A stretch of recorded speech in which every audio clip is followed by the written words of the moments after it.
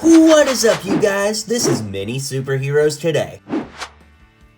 And in today's video, we're winding it back to the year 2006 to take a look at JABBA'S Sail Barge, set 6210. Now, this is a set that I have so much nostalgia for, and look at it, it's just a great kit. I would have gotten this for my 9th or 10th birthday, somewhere around there, and I just remember seeing the box and thinking how cool this set was, and of course, just loving it and playing with it for years and years. Now, that being said, I was able to reacquire it recently and rebuild it, and you'll notice there might be some pieces that don't quite make sense with colors. I did have to sub out some parts. I'm waiting for them to come in, but I just couldn't wait to review this. Anyways, this is only one of 2 JABBA'S Sail Barge sets ever to be released. The other one would have come out around 2013 or so, but because of the inclusion of the Slave Leia character, this is probably a set that will never be made again. I mean, watch it be made and me have to eat my words, but I just feel like this is a set that probably will not see the light of day just because Leia has become so controversial in this outfit, and I don't really know how you do this set without her. With that being said, with this set coming from the year 2006, it is definitely a little bit archaic, and by that I mean it's simple in the build. It's not as complex as a build today might be, but it still has a lot of charm, and without further ado, let's start taking a look at this set closer up. So starting off with the minifigures, we have Luke Skywalker. Now he is one of 8 minifigures that come in this set, 6 of which were unique to this set, so that's really amazing. Of course, minifigures are the central focus of my channel here, so if you're into minifigs and customs, be sure to hit like and subscribe.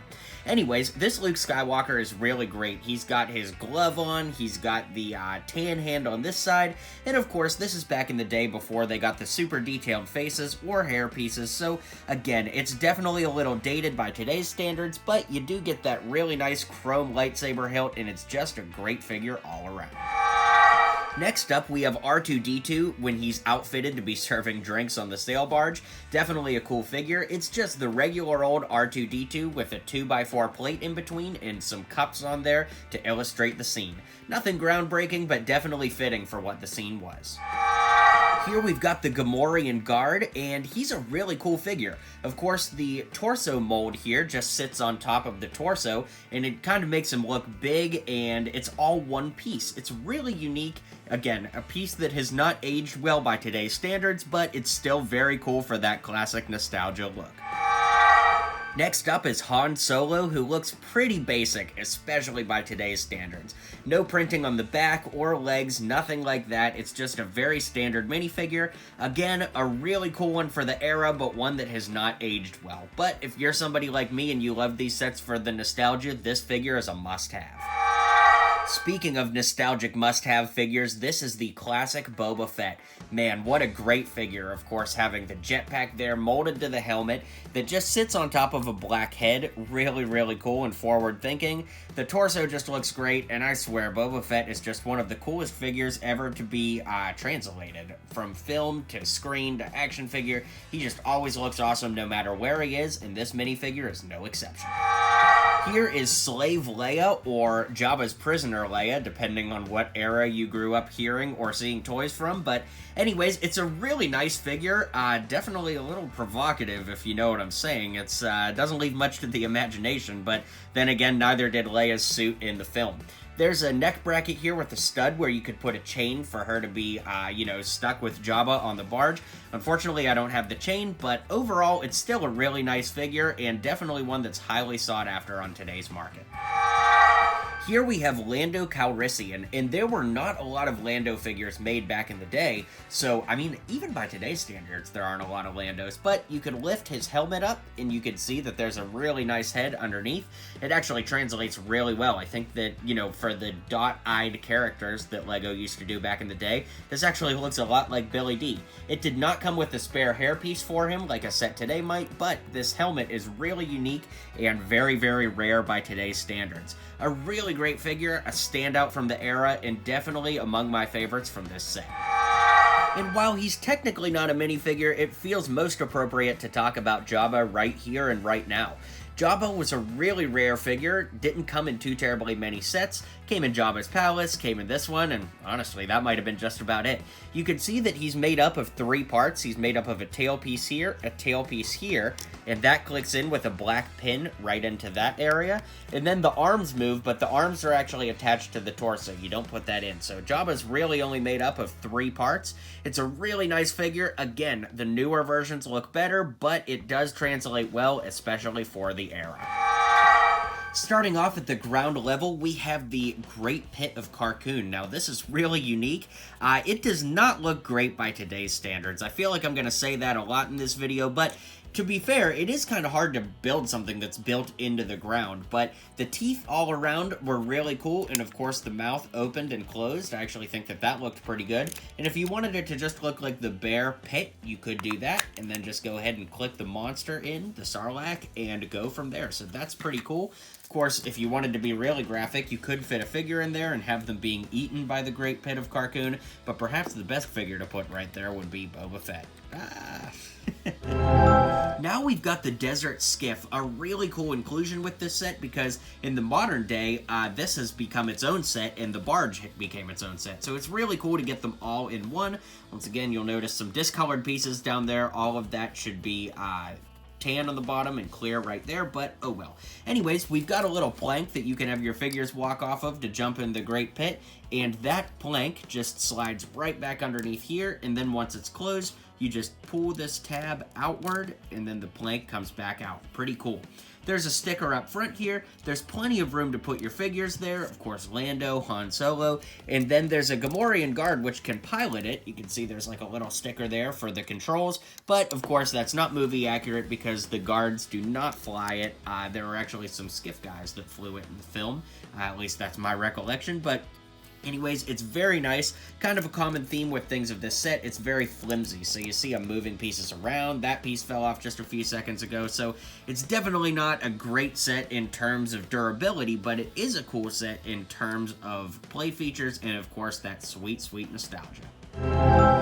Now, of course, we have the namesake of the set, which is the sail barge itself. If I lift it up just a little bit, you'll see that there are some kind of rounded pieces that this is built on top of that allows for this to slide. Really, really a cool feature there. I love the way that the nose is built with, like, the ship pieces built upside down.